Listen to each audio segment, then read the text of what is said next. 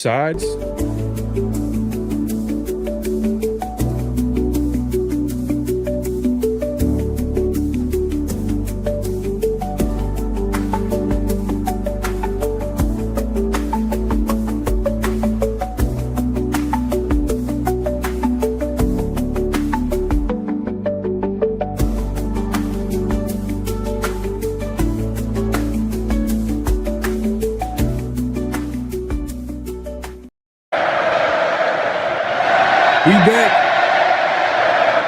We back, man, for another edition of Around the Shield, man. Hey, man, we back at it again.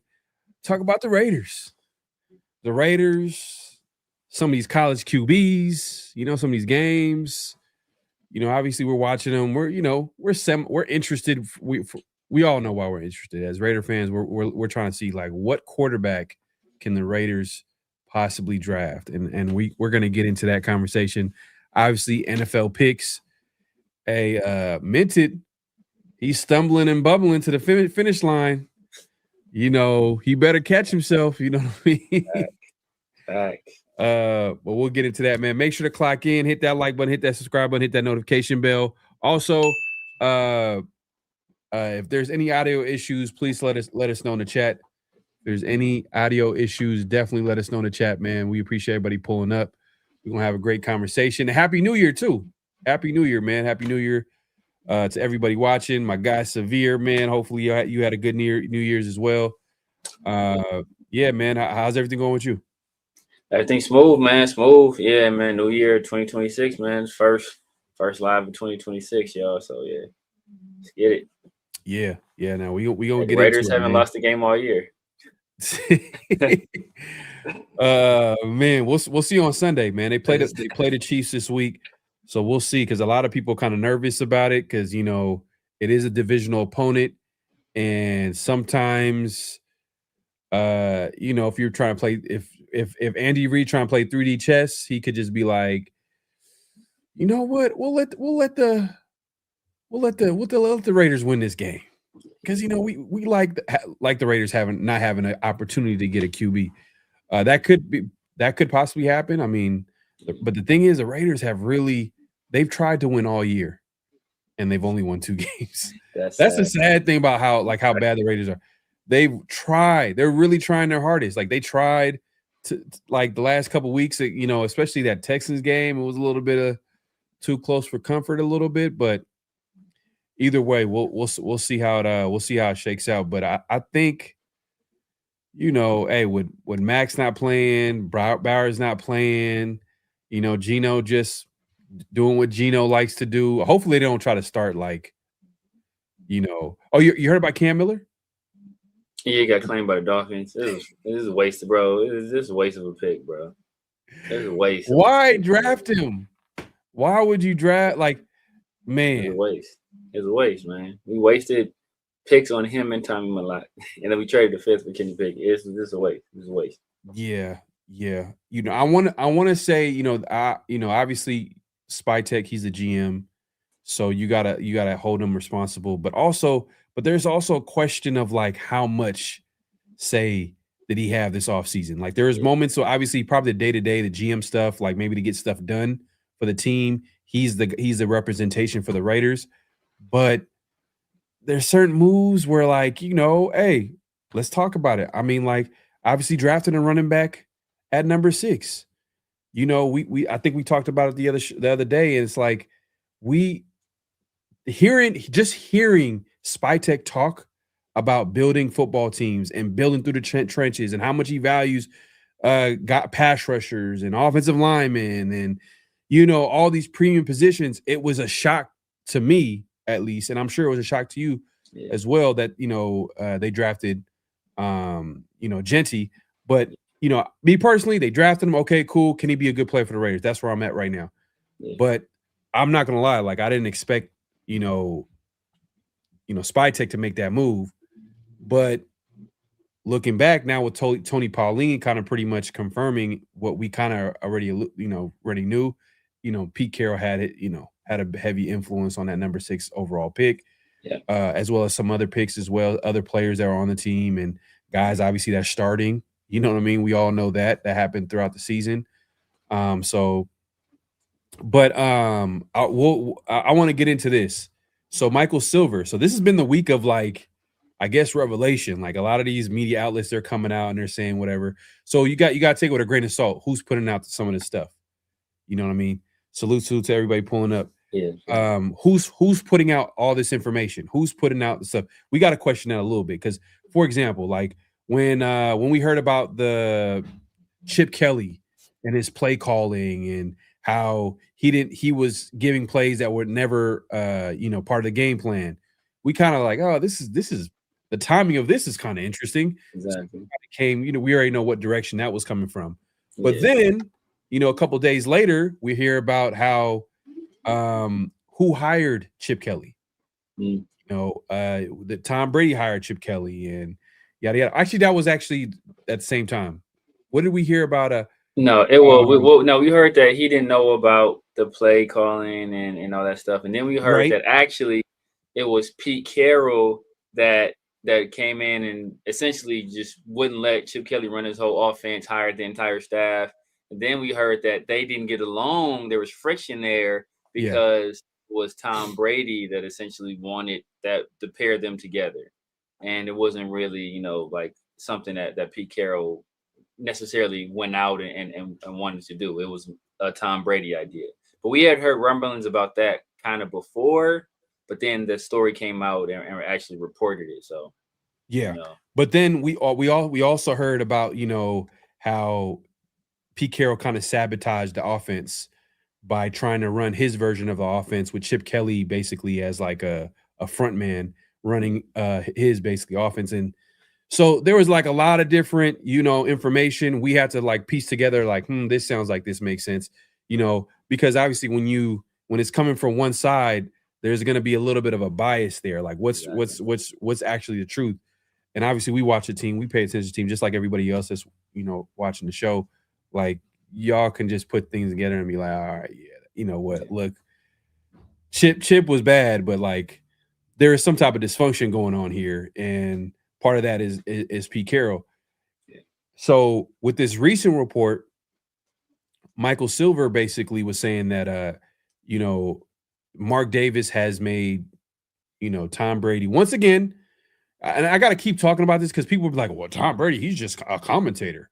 Hey, what is it?" But Michael Silver comes out and says, Mark Davis has made him the de facto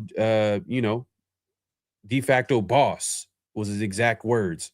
The quote from his article that he just recently put out. So he said he's the de facto boss in Vegas, and people in the building have a hard time figuring out who's making moves. Is it coming from Pete Carroll? Is it coming from Spytech? They don't know. So that's kind of a weird situation. It's like, okay, now it makes you think like, damn, like, yeah, obviously we see a move, we see a draft pick, we automatically go, okay, GM, coach, whatever. But now Tom Brady comes in the fold, which we kind of knew, but now it's like, okay, did he have a heavy influence on who they drafted number 6 overall? Did he have an influence on the draft class? Because you kind of can see it with Tom Brady just because he's that type of like I don't want to say hands-on because we never seen him as an executive, but you could tell like he's a maniac at whatever just him as a football player, he was super like all in. The argument with that is some people will say like, well, he is not all in. He's a commentator. Exactly. But with Mark Davis kind of empowering him though, it kind of is like a little curveball, a little bit like, I don't know. Well, he wanted Ben Johnson, swing and a miss. Yeah. He wanted Matthew Stafford, swing and a miss. Yeah. He didn't want Sam Darnold. He wanted, and he signed off on Geno Smith. Yeah. Swing and a miss. So these are like all, and Michael Silver actually reported that as well. He said that like, Tom Brady did not want to have anything to do with Sam Darnold. Yeah. So he squashed that. And Sam Darnold is getting paid less. He's getting paid less than Geno. Yeah. So, to be fair though, I don't know if he would have been as successful with the Raiders, which is the Raiders like, because I'm not sure if Sam Darnold's the type of quarterback to lift a team like that. I'm sure he could be a solid quarterback when everything around him is cool. Yeah. But that being said, it's still going to look bad. Like, oh man, you paid more and you gave up a draft pick on top of him, paying him more instead of just signing Sam Darnold, which you could easily get rid of. But that's, I guess you could say that's nitpicking. But hey, that's at the end of the day, that's the Raiders, man. But what were your thoughts on the recent report about Michael Silver and like the direction the Raiders are heading under Tom Brady? I mean, we kind of like people reporting this, but like Mark Davis literally said, like, yeah, I'm deferring to Tom Brady. Like these were his words, like before this season. Like it's just like it's not no like new thing. Like people like, oh my god, did you hear the news? Like nah, bro. Like he literally said the words. Like, yeah, he's like he's the guy. He's doing it. Like that. I'm like we're deferring the decisions to him. But people there's a certain faction of people that want to defend Mark Davis no matter what he does. But there's a certain other faction of people that want to criticize Mark Davis no matter what he does. And you kind of got to split the baby, right? You got to give him credit for what he does right and give him credit for what he does wrong. Now, like if you want to say, hey, you don't want him involved in football decisions and it was wrong for him to decide to let Tom Brady do it, fine. But, people said they didn't want him involved with football decisions. They wanted him to hire a football person. He hired Tom Brady, who was quite possibly the greatest football player of all time, one of the best leaders we've ever seen in team sports history. So, that's the guy he chose to kind of lead the organization, thinking he can take that same type of leadership and, use it on an organizational level and not necessarily on just football players. But thus far, it has not worked out. Now, obviously, it's very early. We still want to give him the requisite time, like we're giving Spytek. But also, we got to criticize Tom Brady where you can't be half in, half out. So if you're going to be the de facto boss, then you got to be, especially in these early stages. Obviously, you can get the organization to a point where you don't need to be as hands-on. But when you've been as bad as we've been for as long as we've been bad, then especially those formative years, those early years when you're really trying to establish everything, you got to be grinding like 24/7 damn near to get this thing right, get it moving in the right direction. Because it's harder to turn a ship that's going the wrong way than it is to push one that's going the right way, but moving that direction slowly. Like we got to turn the ship around, and so it's going to take a lot of effort and it's going to require a lot of attention. And this seems to be the type of attention that he hasn't been given the team. Yeah, you know what too, like. And this is a shout out to my guy Murph, and he brought this up, and this is a very good point. Because the question here is not that Tom Brady is not involved; he is involved. Like it's obvious. Y'all do your own research. I mean, if you don't want to take our word from us, then you can obviously do your own research. But like Mark Davis obviously co-signed it. He talked about it multiple times. There's like a track record. There's a paper trail of him saying what type of person he wants in the building. And then fast forward a year later, Tom Brady comes into the fold. Fast forward, we hear reports that the reason why certain people got fired, like a head coach GM, because Tom Brady wanted his guys in the building. And then we hear, oh, Tom Brady was able to connect Ben Johnson, was trying to convince Stafford to come to Vegas. But in all reality, though, he was, he had a rude awakening because all those guys that I mentioned that he was trying to get used him. They used the Raiders to get better deals somewhere else. Obviously, come on, Matthew Stafford, no-brainer decision to stay with the Rams. He just was trying to figure out a way to get himself financially secure with the team.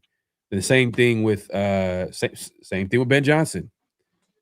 His eyes was with the Bears, obviously, because he didn't even interview with them. He just showed up and then signed a contract. So that should tell you everything you need to know. Exactly. But the reason why I brought up Murph is that he brought up this point when he was on the show. He was like, well, we need him to be all in. If he's going to be an influence in that building, then him being a commentator, him having all these extracurricular activities as far as like things outside of the Raiders is only going to distract him from the job at hand. So if you think about it that way, look, me personally, I just rather have, if you're gonna do all these other things, then you should let Spy Tech do what he needs to do. Because he's there every day. You see what I'm saying? Like if you're not going to all the way be there, and then you're going to try to make decisions based off like you not being there and understanding what's going on, and having your focus on the football team and what it needs. And obviously, he can talk to the people that he trusts, and guys like Spy Tech were hired for a reason. I'm sure he has a relationship. Guys like Alex Guerrero, who's also part of the Raiders, longtime trainer for Tom Brady. He's like a eyes and ears guy for him in the building, which is kind of whatever, you know what I mean? I guess that's take that for however you want to take that. But I just think that I think that like if you're gonna be a guy that is gonna be a voice from afar, that's cool. Let Spy Tech do what his job description is supposed to be. Yeah. And it starts this offseason because we all know that that Pete Carroll hire wasn't, it's obvious he wasn't hired by Spy Tech, because they were interviewing head coaching candidates before they announced a GM hire, before they even hired Spy Tech. So that should tell you everything you need to know. Yeah.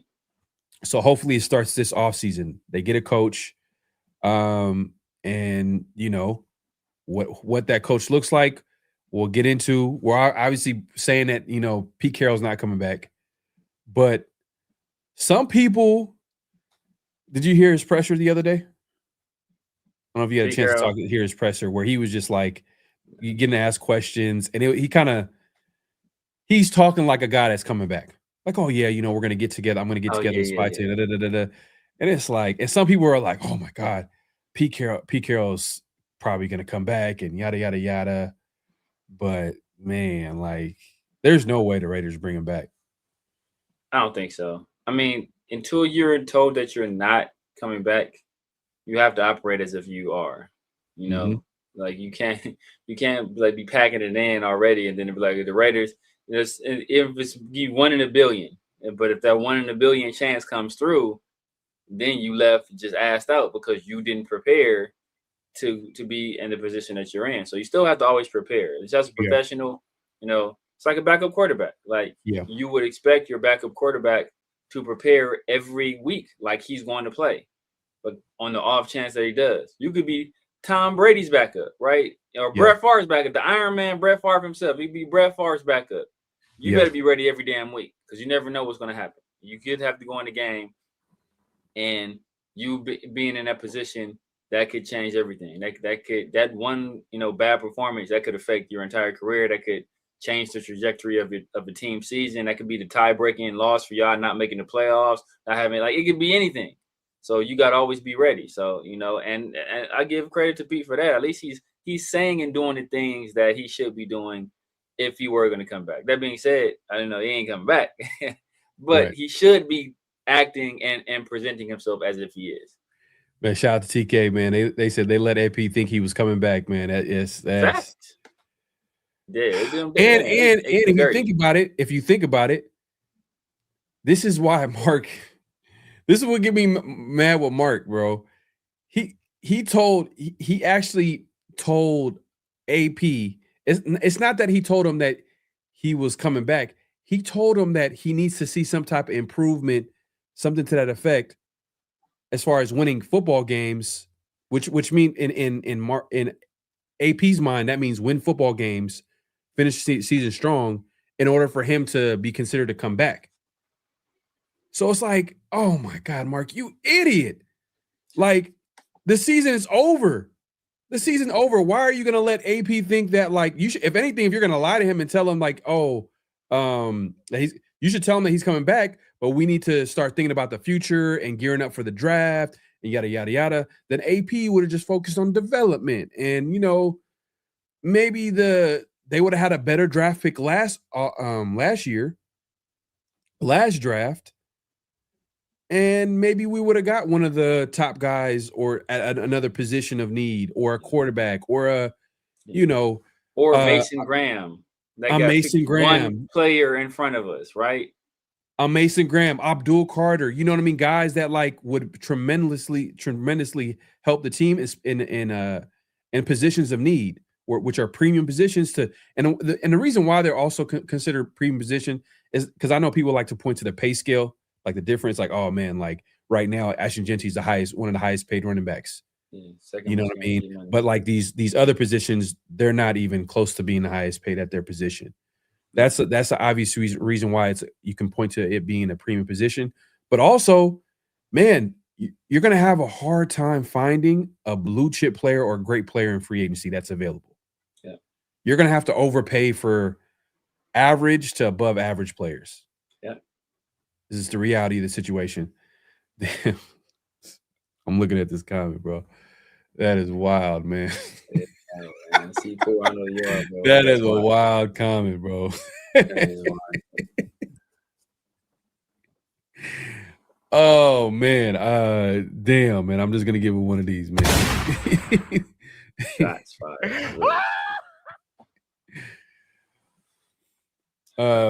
V Bazila says we hired a head coach in his mid-70s, fire everyone scorched earth. Yeah, man. We said it in the offseason, but you know what were we called, Severe? I think there was a word that they called haters. Called haters. Haters, like, oh man, you guys are negative. You guys are negative. Like, come on, this guy comes with a proven track record. He's won Super Bowls.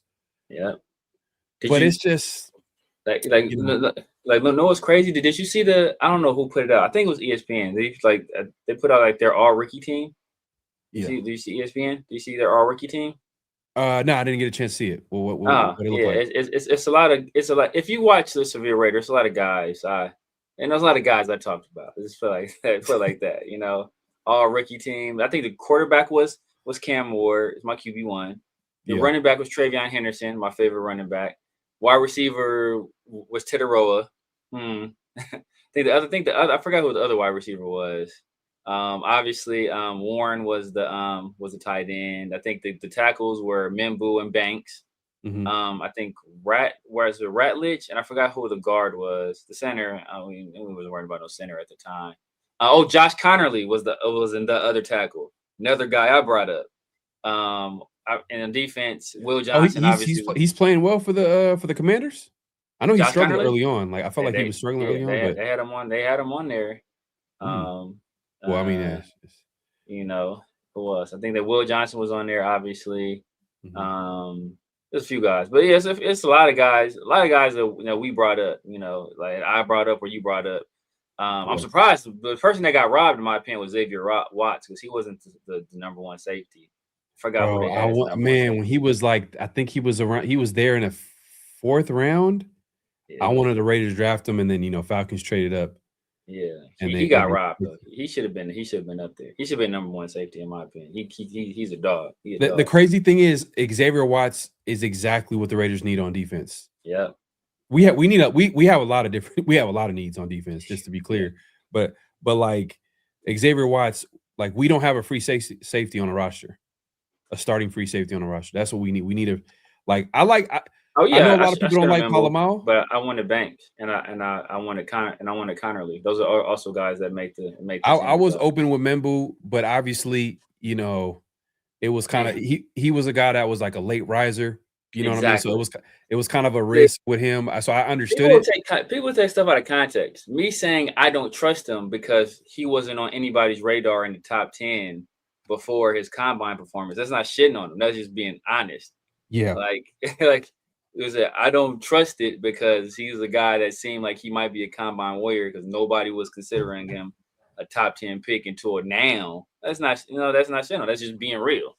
Like it is what it is. Yeah, man. But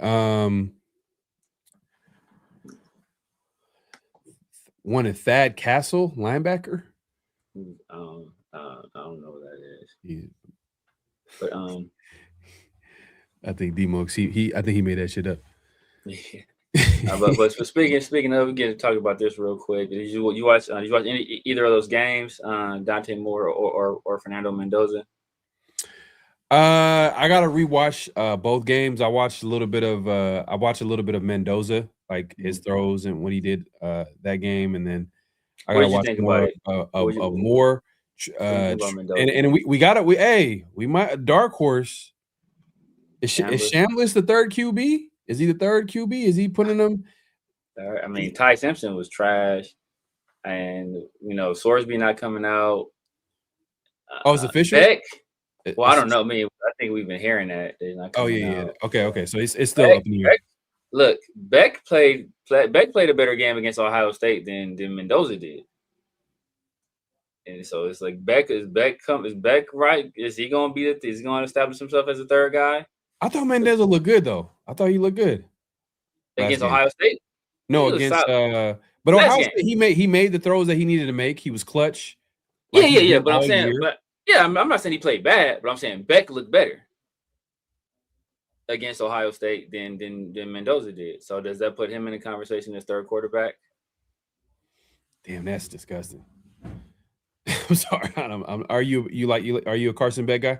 No, I've never liked Carson Beck. Yeah, he was the number one quarterback last year. I didn't like him or Ewers last year. And cool. People preseason, we got to take Ewers, we got to take Carson Beck, and I was like, I don't like either one of these guys. I don't think either one of them are good. Damn, we saying third QB, but is Dante Moore coming out though? I don't know. I don't know.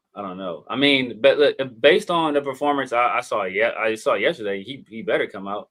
I mean, I think he played, what most people think is the top 2 defense in all of college football, and he, outside of one bad read, he played a pretty flawless game. I think with lower tier weapons, like I don't think he has a single wide receiver on his team that's going to be drafted in day 1 or day 2 of this draft. May not have one that's drafted in day 1 or day 2 at all. Period. On the team, maybe the young Moore kids. I think he's a true freshman. But other than that, he doesn't have a guy. He has his tight ends. He was made use of his tight ends, but he doesn't have any weapons at all. And Texas Tech has been a team that's been blowing people out. Several ranked opponents. I think their average margin of victory was more than 20 points this year, and they pulled out the ass. So I think that was an impressive game. Obviously, Mendoza went out there and he played a very impressive game as well. So they play each other, I think, this week. So that could be a game to watch for us. So is Indiana playing Miami next? I thought they were playing us. I thought they were not playing us, but I thought they were playing Oregon. Oh, they're playing Oregon. Indiana's playing Oregon. I thought they were playing Oregon. I could be wrong on that. That's what I thought. I thought they were playing Oregon. Or is it the other way around? I'm trying to think. Who's Ole Miss playing? I think it might be Ole Miss and Miami. That's what I think it might be. Okay, that'd be crazy if Ole Miss just wins it all, and Shambliss is just he just went crazy, just dominated that just would be disgusting. Not that it's just it would just make things way more make you think a little bit more about and that's the thing is we're talking about QBs during the season. It's a long process. The games are still being played out. Obviously, the playoffs are big. Big information as far as evaluating, guys who are gonna get drafted early, but also the draft process. The offseason, they're gonna pick them apart. The Senior Bowl, all that good stuff, the Combine, all that stuff. Indiana playing Oregon. Oh, okay. Hey, Dante Moore. But people in the chat saying he's staying, but I don't know if there's anything confirmed. I don't think there's anything confirmed. I think people were speculating, but I wouldn't. I mean, he has a very real chance of being a number 1 overall pick. Whether it's us. That's what I'm saying. What is he? Team. I mean, if he goes back, it wouldn't be about going top 10 or top 5 or top 3 or being number 1 pick. It would just be more about I want to go when I feel like I'm ready to go. Exactly. Because what we know about the NFL is they're not going to develop no QB. Yeah. They're not going to develop it. They're not going to do it. They're just they're gonna build an offense around the player's strength, but they're not gonna and that's a big problem in the NFL is like QB development, but they don't want to develop a QB because the coaches feel pressure to win games. You know, there's a lot of different reasons.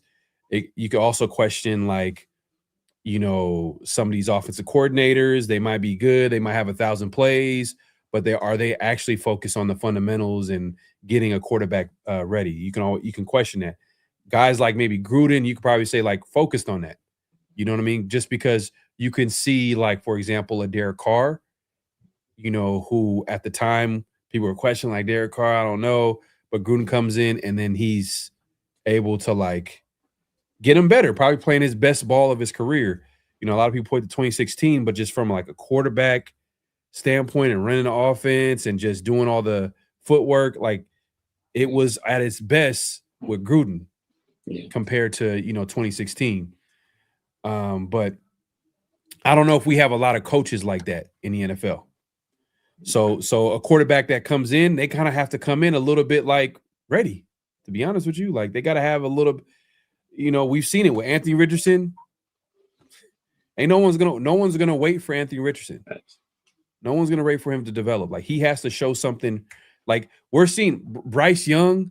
People are questioning him after 1 year of him not number one pick. Obviously now he's settled in and he looks like he's having some success with the Panthers. But I won't forget when they benched him, and people were questioning like, "Hey, like, could he be traded? Is he going to be traded?" I'm like, "Damn, just like that, huh?" Yeah. But you know, your boy Michael Penix. Man, it's not looking good, man. It's not looking good. Man. On top of having that injury, when the head coach of the Falcons, Raheem Morris, was asked about the quarterback position and Penix, you know, being the starter moving forward, he said everything is on the table. Yeah, but I mean, but that speaks to what I'm saying, that they're not waiting for nobody. Yeah, is what I'm trying to say. But it also speaks to he got an ACL injury kind of late in the season, so ain't no telling when he's gonna be. Like you can't be like, oh, he's my starter. Like you don't know when he's coming back. You don't know when he's coming back. You know, that's true. You know, it's a good chance he misses like a chunk of next year because of when he got injured. So yeah, that's true. That's true. Man, we appreciate everybody coming through. Make sure to clock in, hit that like button, hit that subscribe button, hit that notification bell. Yeah, man, it's still ongoing. Right now, I think Mendoza is the favorite to being the number 1 overall pick. I think he's the favorite. But I've seen a few people who are like, they're like Dante Moore is going to be number 1 pick. So it's still, like I said, it's a long process. So they're going to figure that out. But I think these games are going to help them out. Especially this game, this Oregon and Indiana game is going to be. Yeah. Everybody's going to be watching it. Everybody's going to watch it. When's the game? Is it next? I think it's Saturday. Next Saturday, I think. Next Saturday. And then after that is the national championship game. Yeah. So okay, so Miami Ole Miss playing. Okay. Oh, Friday. It's Friday. You said Friday. Okay. Yeah, we're gonna be watching that game for sure, without a doubt. But we appreciate everybody coming through. Make sure to clock in, hit that like button, hit that subscribe, and hit that notification bell. I'm gonna address the super chat real quick. I would love to see Mendoza versus Miami in the championship versus NFL talent on the D line and him under NFL type pressure. Also want to see Pons and versus Tony. So look. Also, I want to be like, we should also understand that like any quarterback is going to struggle with pressure. Yeah. So you got to also understand like there's a certain level of like, okay, technically speaking, if the other team is dominating the line of scrimmage, it's going to affect the game. It's going to like affect the quarterback. Yeah. But the other side to it is like, all right, you want to see how he handles it. Yeah. How does he bounce back? How does he compete? How does he fight through it? You know, those are things that you want to see. But like, it's not like, you know, like if you constantly are pressuring a quarterback, eventually like that's not gonna be good for his team. Like it's not gonna be good for him. So he's not gonna play his best ball. Any quarterback you want to protect him. You want to give him a clean pocket. So in order to, you know, have a successful play. So I know a lot of people like talk about, oh man, like he struggles under pressure. But like, all right, what happens under pressure? Because like, for example, Derek Carr, what was the book on him? Once you get to him, he's done. Yeah. Like you said, some other guys, you pressure them, yeah, like you're gonna probably get the best of them at times, but then they're gonna come back. They're gonna try to will themselves back into the game. Like there's certain guys that can actually, like there, but and there's a certain few. Not every quarterback is gonna do that, but yeah. I mean, but still though, I mean, you still want to see what he looks like. I mean, because like Indiana top to bottom is the best team in the nation, and they're the most well coached team in the nation. And if you look at the game, it's just Alabama game, it was clearly clear who was the better team. And I don't think it was like any one individual performer that like performed so much better than everybody else. It was just that top to bottom, they just whipped them. They whipped them on the line. They whipped them outside. Alabama couldn't run the ball. They couldn't throw the ball. And then once Indiana started, I think the first drive, Mendoza it didn't look great.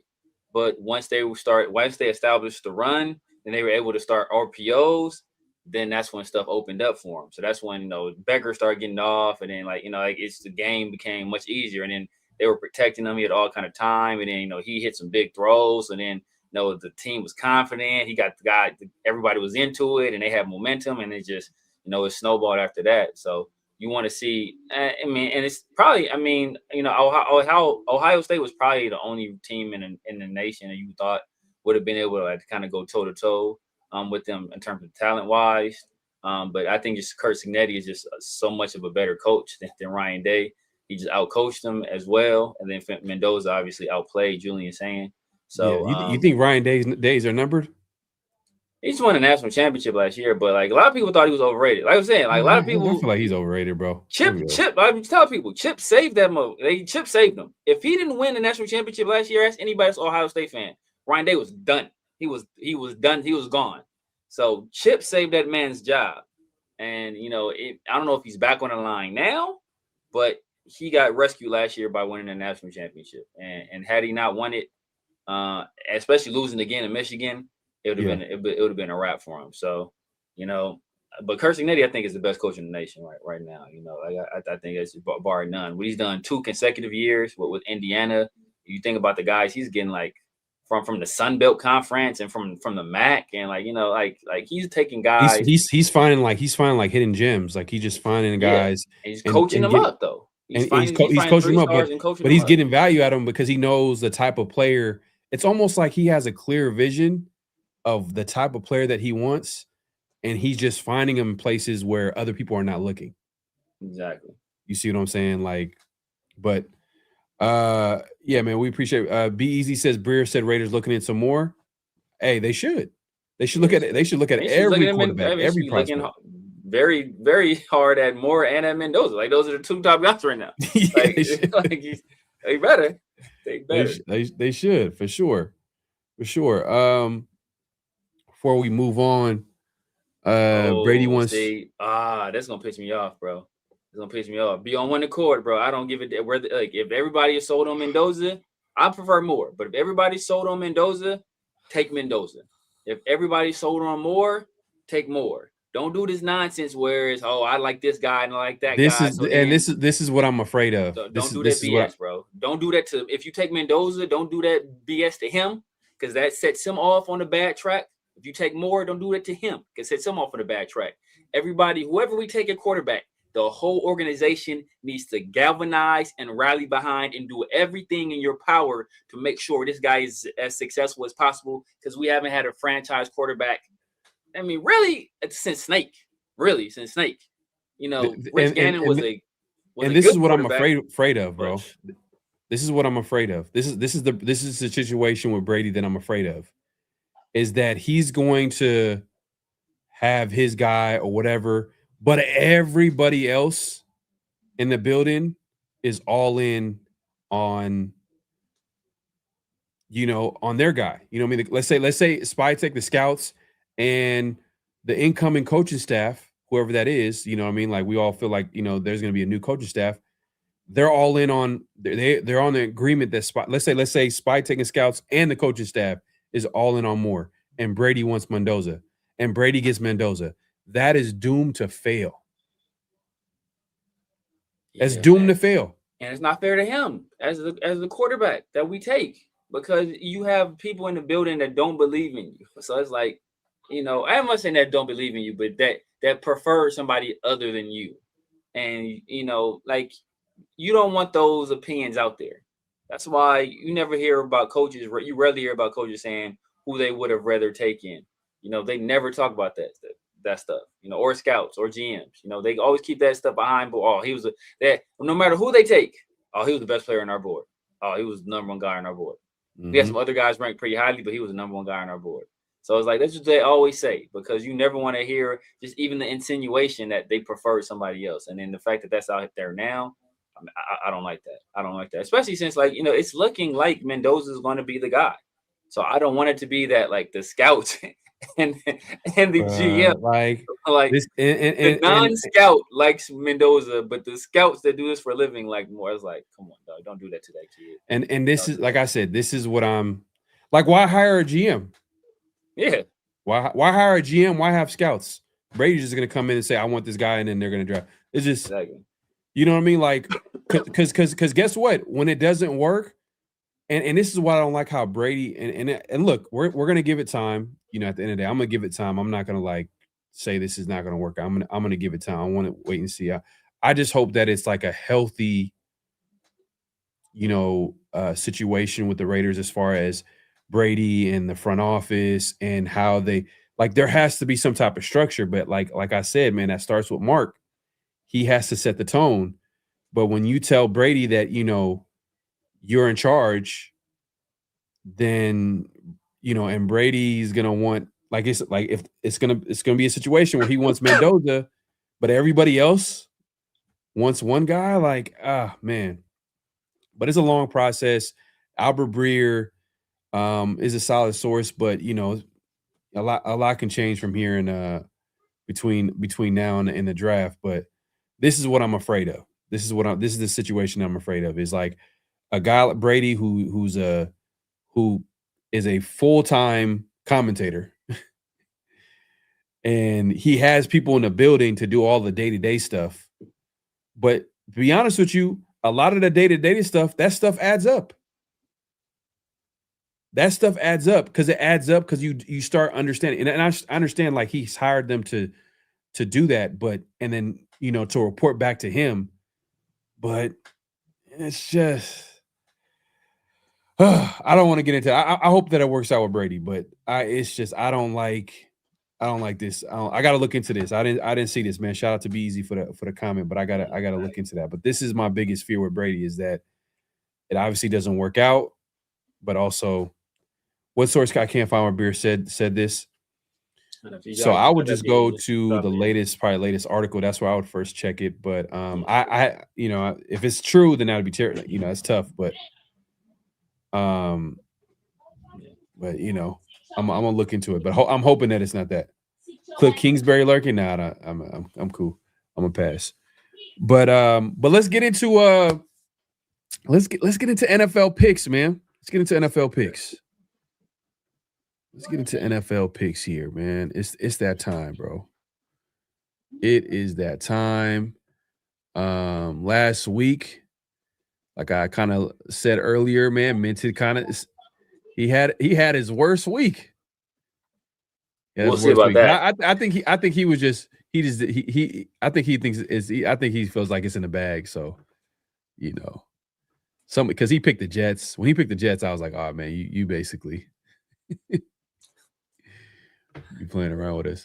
Yeah, exactly. He's the Jets. I like the Jets. What do you think was it? Who the Jets played? The Jets play. I think it was an obvious game too. I was like, why are you picking the Jets on this one? And it's like, oh, that's just your you high step into the end zone. Yeah, he picked the Jets over the Patriots, bro. Oh my god. That's him just pointing and laughing at us.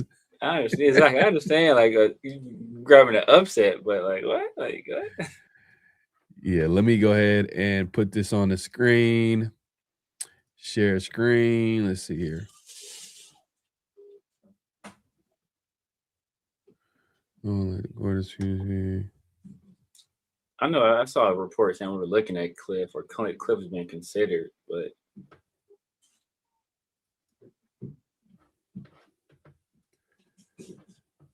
all right.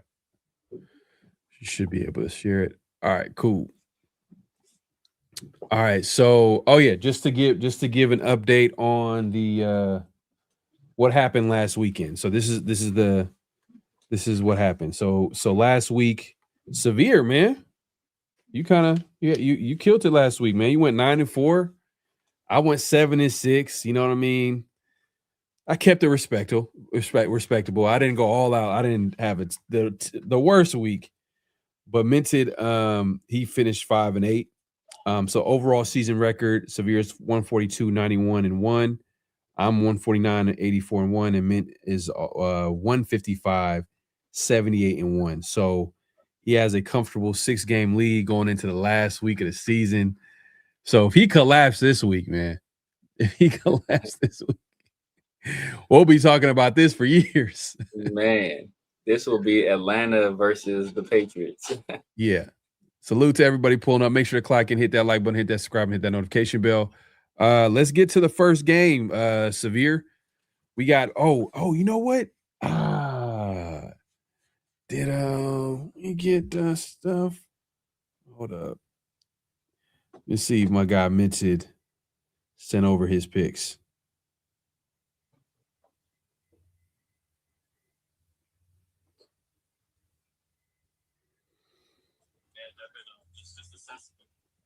Oh, another thing too, Severe.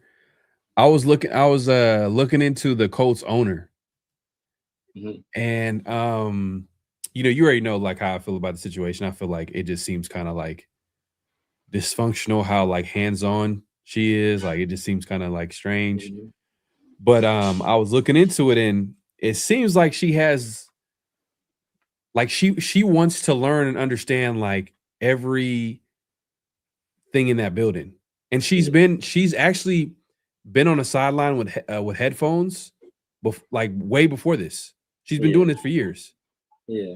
It's just now that she's the owner, like everybody's paying attention to it. Everybody's paying attention to her. And like she attends position meetings. Wow. So she's very process driven. Like she wants to understand how things work. She doesn't really care about the results. She just wants to understand like how things work in order for things to work. Yeah.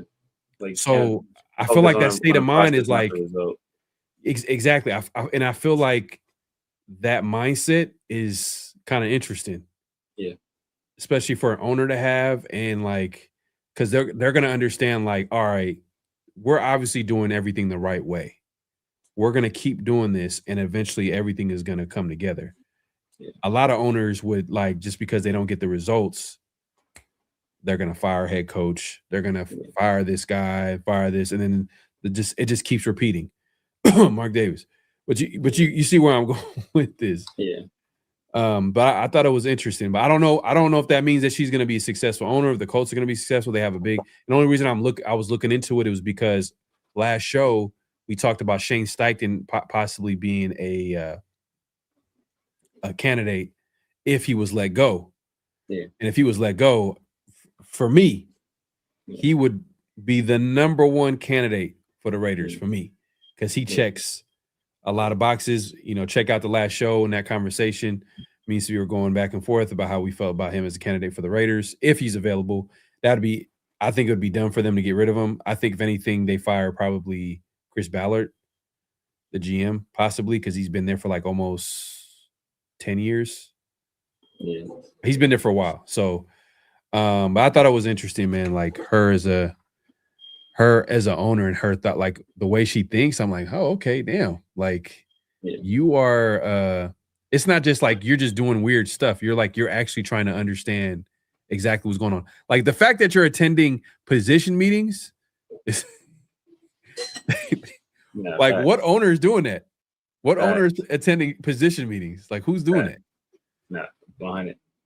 Yeah, that's crazy. But let's get into the first week. I'm trying to check and see if Mint I don't know if he. Let's see. I think he probably sent over his picks. He did.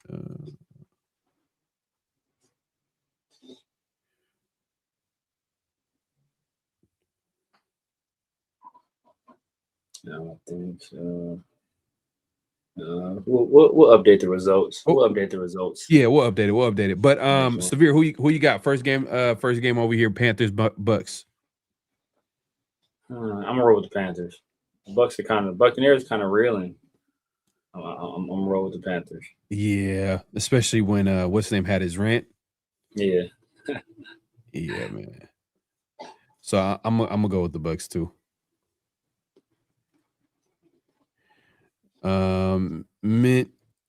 Obviously, we'll get those later. Seahawks, 49ers. Who you got? Man, 49ers playing some good ball. Yeah. So are the Seahawks. I think Kyle Shanahan should win Coach of the Year. Liam Cohen. But I wouldn't be mad. I wouldn't be mad at Kyle you know Shanahan. what? Nah, I ain't gonna lie. But damn, Kyle Shanahan, like, bro, everybody was hurt. Everybody. You think Pete Carroll's in consideration? Pete Carroll's in consideration for fucking elderly. I wouldn't be mad at the 49ers, but you think about it. Look, a lot of people were hurt for the Jags too, and they lost their number one, and they lost their top draft pick in Travis Hunter, who they traded like multiple guys for. So, that's why I would still lean Liam Cohen, even though he can't say Duval to save his life. But this game, I'm going 49ers. I trust them more than I do the Seahawks. But damn, the Seahawks, their defense. But yeah, I'm going 49ers. Yeah, I'm going 49ers too. I'm going 49ers too, man. I think, I don't know, man. The 49ers team is kind of, they might make a run. I don't know, but it'll be hard to believe just because like how hurt they are, but I think Fred Warner, if they make a deep playoff run, he could come back. I believe. I think I seen something there, but I'm taking 49ers, man. I just the Kyle Shanahan, I'm kind of been impressed. I think this is probably his best coaching. Like this is the best time. This is the best I've ever seen him as a coach. Like, and the reason why I'm pointing him out because we all know he's a great offensive minded coach, great play caller, all that good stuff. But the fact is, like, how hurt they've been and how they've been able to like still kind of win games. And that might speak to like how bad the NFL is, and that's a whole different conversation. But they're still winning games, so we got to give them credit. But I'm going 49ers. Saints, Falcons, Severe, who you got? I'm going with Falcons, man. I'm going with Falcons. Bijan gonna go bananas. But I like the Saints. I like the Saints though. But I'm going Saints, man. That rookie QB, Kellen Moore. Tyler Shook. Tyler Shook. Yeah, like I'm going Saints, and I think Kellen Moore. Like, I think he's kind of an underrated, young coach. That damn man, the Raiders didn't even. Now what? Sean Payton. Sean Payton. I think they've won like 12 games in a row, something like that. Then they do something crazy like that. The coach of the year. Oh yeah. Good Cohen. I think Liam Coleman is a good one though. Liam Coleman is a good one. Yeah, just like Liam Coleman. I wouldn't be like Liam Coleman is actually like a good one, but Vrabel too. Vrabel too, man. Look, and I was not a Vrabel guy. I still think Josh. I told you, bro. I told you. If the Raiders had a chance to get him, I was like, let's get him. But because look, remember my biggest criticism of Vrabel. What did I say about Vrabel? He had Mike LaFleur, then he had Arthur Smith, and when he had those guys, he was good. Both those guys went on to be head coaches, right? And then as soon as he had and both of those guys were in the organization already. As soon as he had the chance to hire his own guy, who'd he hire? Mm-hmm. Todd Downing. So I think, I don't want to take anything away from Vrabel, but I think if he doesn't have Josh McDaniels there, I don't know if this team is doing what it's doing. Because Drake May is playing at an MVP level. Yeah. Vrabel's another one too. Yeah, that'd be crazy. But you know what's crazy about Kyle Shanahan? He's never won. I don't think he's ever won a Coach of the Year. Too. You would be better than Vrabel. I mean, than Carroll. Chill, Ray. But this super chat right here. Head coach is critical to success. If Spy wants Mendoza and the coach like Kubiak wants a West Coast QB like Moore, Do we let him walk, or are we leveraging that pick for a good coach? I mean, look, if you identify a guy as your head coach, see, that's the thing. Like that's why having a head coach, you'll already have a head coach in place, and once you hire that guy, you kind of gotta ascribe to his vision, right? Like you have to, if that's his vision is Dante Moore, you kind of gotta give him what he needs. Now, obviously, in certain circumstances, you might have to override the guy, but if you expect him to be successful and you trust him enough to be one of the leaders of your organization, and he's an offensive coach and he has his system and this is the guy he wants to run his system, you got to trust that guy. No, facts. Now we got Saints, Falcons, Browns, Bengals. I'm going Bengals. I'm not overthinking it, but I know that it's a divisional game. Anything can happen. Oh, is Burrow even playing last game of the season? Ugh. That's the only thing, though. I don't know. But I'll go Bengals. I said Bengals first. So I'll just stick with them. Bengals. Who you got? If you're playing or not, I'll go with the Browns. F it. All right. Go with the Browns. Yeah, I'm about to do. Okay. Yeah, I already know what time it is. Colts, Texans. Man. It's well. I'm trying to think. It's easy one. I'm just trying to think if our Texans playing for any type of like seeding. But I guess. Oh, you know what? Yeah, for sure. Because Jaguars could easily. Yeah. They can possibly like win the division if like. Possibly. I don't know. So I'm gonna go Texans. Yeah, D'Amico Ryans might put the nail in chains against Coffee. Yeah, I hope, especially if they beat them bad. Hey, I hope he does. So then the Raiders can have. Yeah. Man, that'd be clean. But anyways, Titans, Jaguars. We just got done talking about Liam Cohen. I think he's gonna, he's a good chance. He's a strong candidate for Coach of the Year, and I think he finished on a strong note against the Titans. Even though the Titans kind of been playing okay, like they've been all right, playing better than they have the entire season. Kind of like the opposite of what the Raiders are doing. I'm gonna go Jags. Yeah, same. I'm gonna go the Jacksonville Jacoby Myers. Yes, sir. Packers, Vikings. Who you got? Packers, Vikings. I'm going Packers. I'm Packers. Packers. Damn, is Jordan Love playing? That has a huge influence on this. Yeah, I'll go Packers.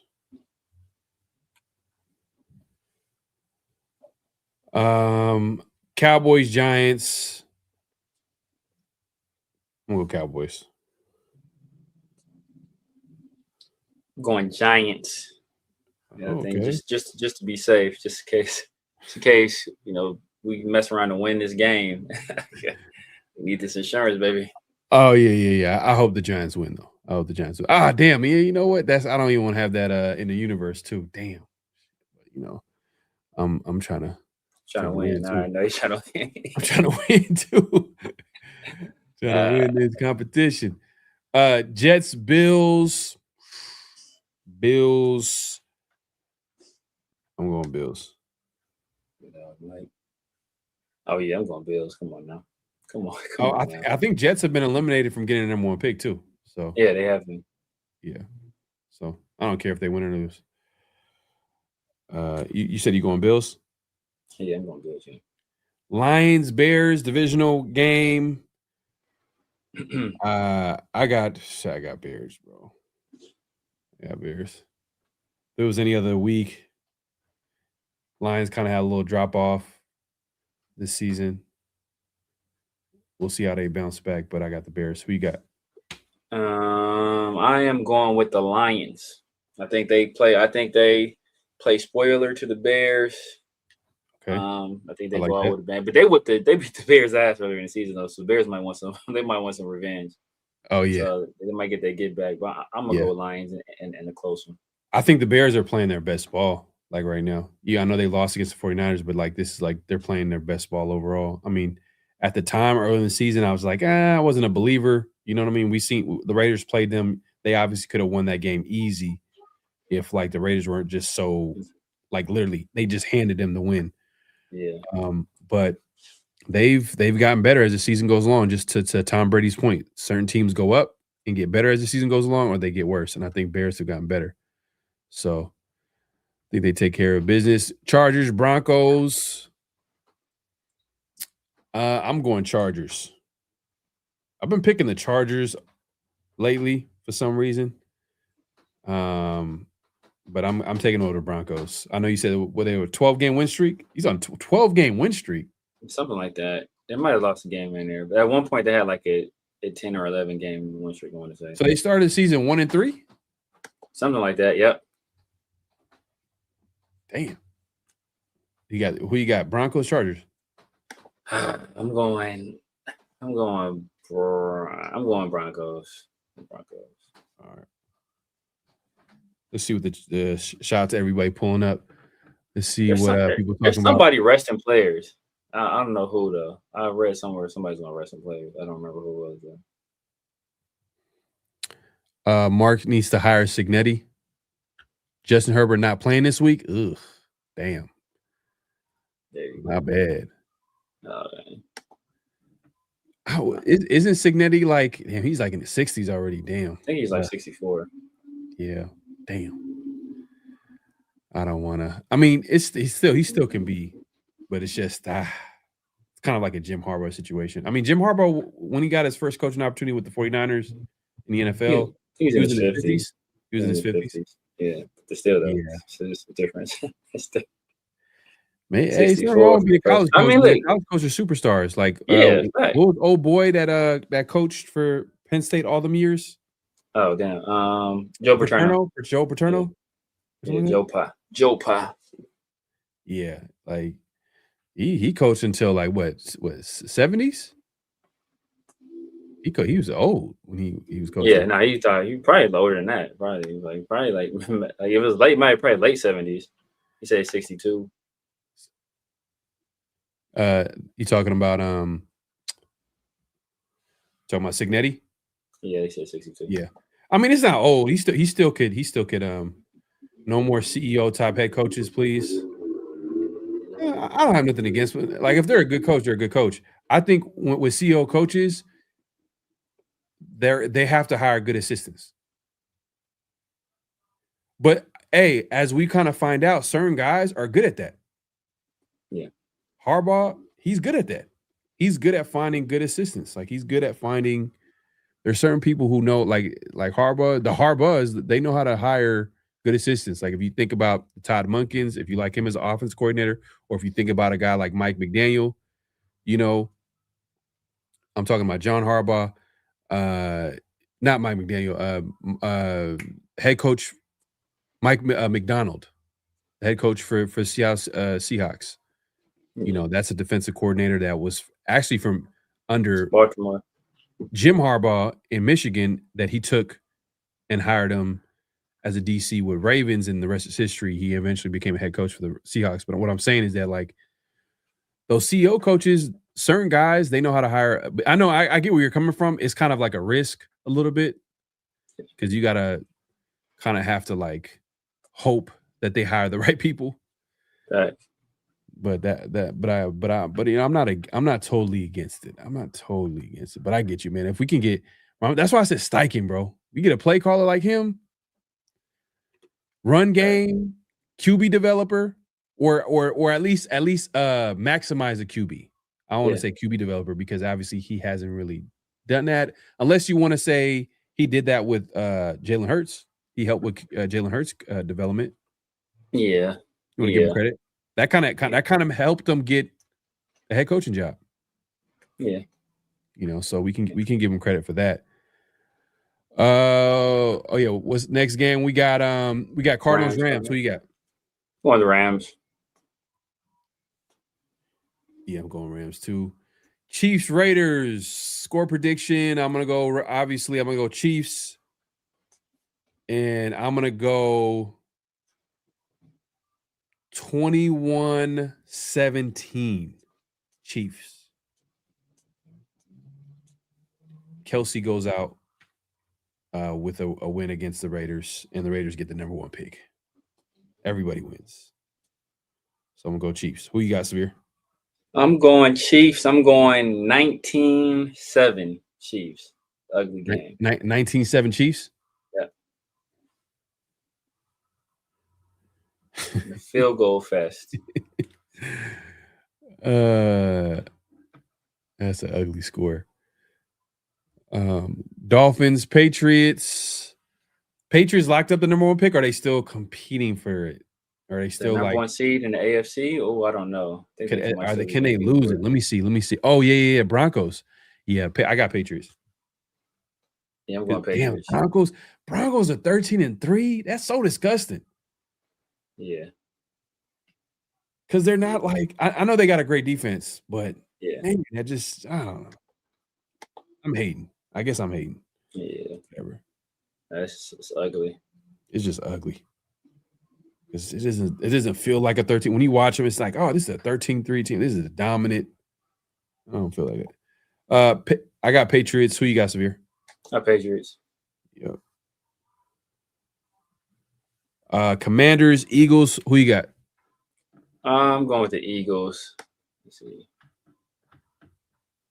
Oh yeah, the Broncos. Now they're lost to the Jags. So they won 1, 2. Let's see. Damn. Machiavelli says 7-3 Raiders. Damn. They had won 11 in a row, and then they lost to the Jags. That's an ugly score. Easy said 23-14 Chiefs. Okay. Patriots have 32nd hardest schedule. Yeah, that helps, bro. I'm not going to front. Especially with teams like that where they're like, trying to figure things out early on. Obviously, they're trying to figure things out early on because the Raiders got one of their 2 wins against the Patriots. But eventually they figured it out and then started winning football games. But Joe Paterno was 85 years old when he stopped coaching. Damn. It makes sense. And he died like less than a year after he stopped. It'd be hella funny if you went into like Pete Carroll's office. He had a picture of Joe Paterno and he said goals. It's his vision board. His vision board to be in his 90s coaching the Raiders. Man. Hey, I wouldn't be mad if he was a part of like rebuilding the team and just winning football games. Like no one's gonna complain. It's just the probability that happen is not really high. Broncos are not a 13 down. Hell no. Yeah, for sure. Against the Raiders. They survived against the Raiders. What was the score against Denver? That first Denver game? Was it 9-7 or something like that? It was like, it was 10-7. 10-7. Damn, that's crazy. That is like an early 2000 score, 10-7. In an offensive league. Who would have thought? Yeah. Shout out to everybody pulling up. Make sure to clock in, hit that like button, hit that subscribe, and hit that notification bell. Oh, you got the Eagles. I got the Eagles too. I'm just gonna pick whatever Severe picks. He knows what he's talking about, man. He went 9-4 last week, so I'm gonna see. Ravens, Steelers. Ooh, this is actually a good game. This is for a playoff spot. I think the winner was winning your in situation. Yep. It could be losing, you lose your job situation too. So this is for the division, right? This is not for a wild card spot. It's for the division, yeah. They have to, because I think there were 2 wild card spots. The record is too high. Yeah. Ooh, damn.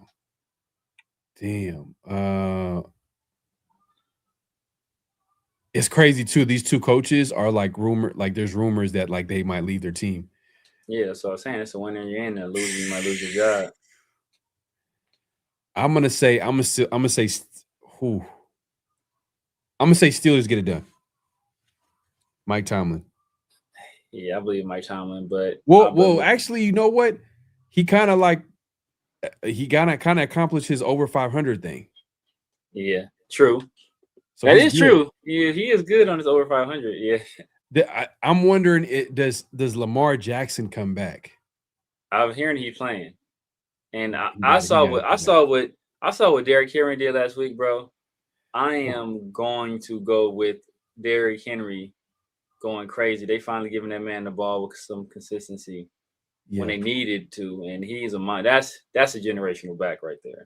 Yeah, that's he's the best running back of this generation for sure. Like hands down, without a doubt. Just dominant, just straight dominant. Like and well into his 30s too.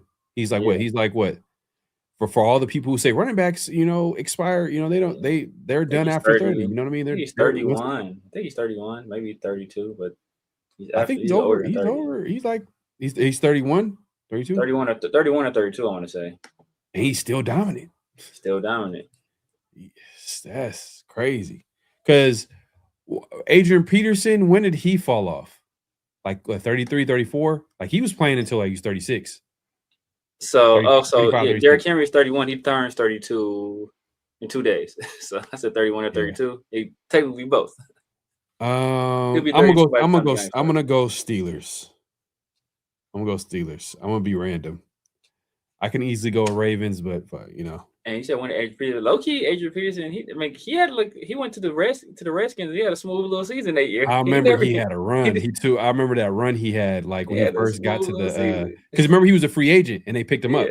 Yeah. In the season, and he had like a nice little long run too. I was like, damn, bro, like he's a generational, like for him to just do that and like because he's doing that like against all odds, like younger guys, like Lamar's gonna be on a mission. I know. Because they've been talking a little bit in the media too. They've been talking some trash. They've been saying some shit too. Like, but I gotta pick random games because I know everybody else is gonna be picking the Ravens, so I don't have to like. All right, I gotta be Steelers. It is what it is.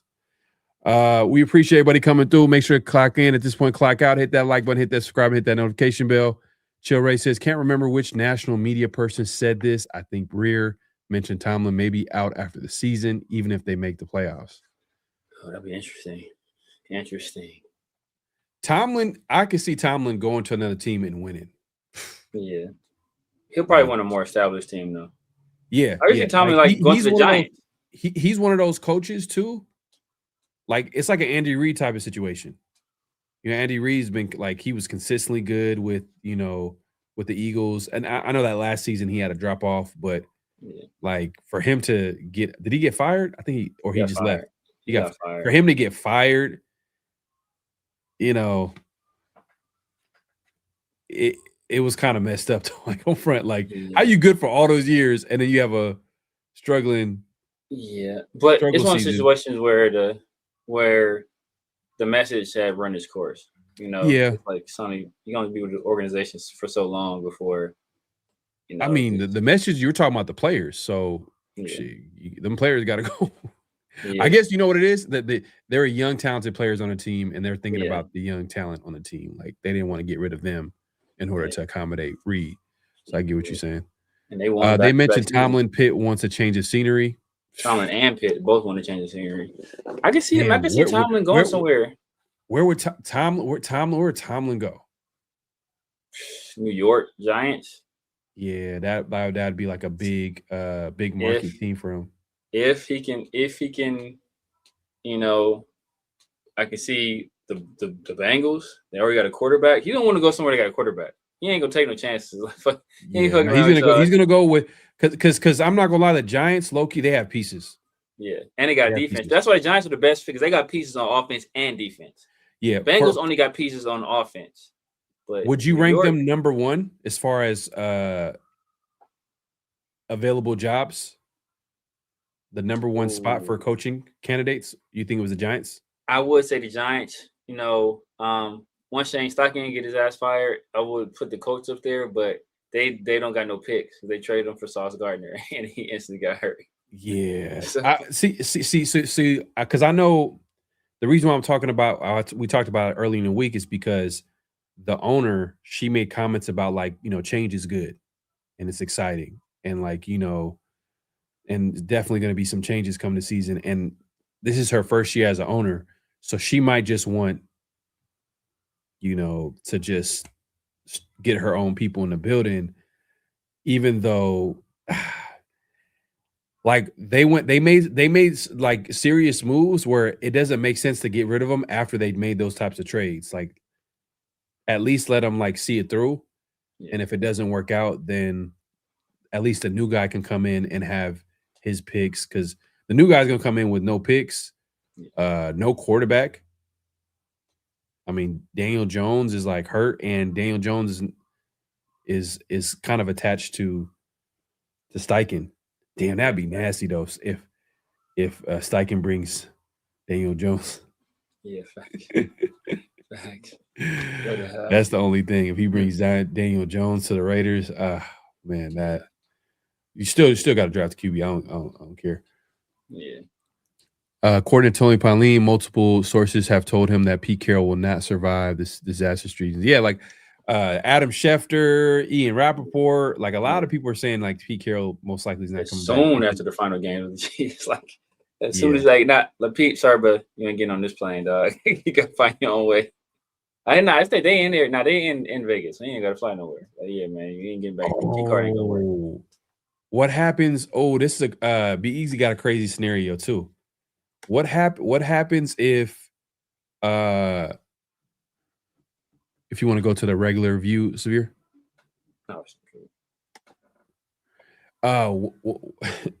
Yeah, this scenario right here would be funny. Tomlin's from Virginia. I could see him with the Ravens. What happens if the Ravens get rid of Harbaugh and then he goes to the Ravens?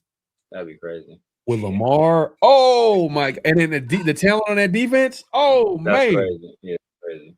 That's crazy to think of, man. Yeah, we'll see. That's wild, man. But we appreciate everybody coming through.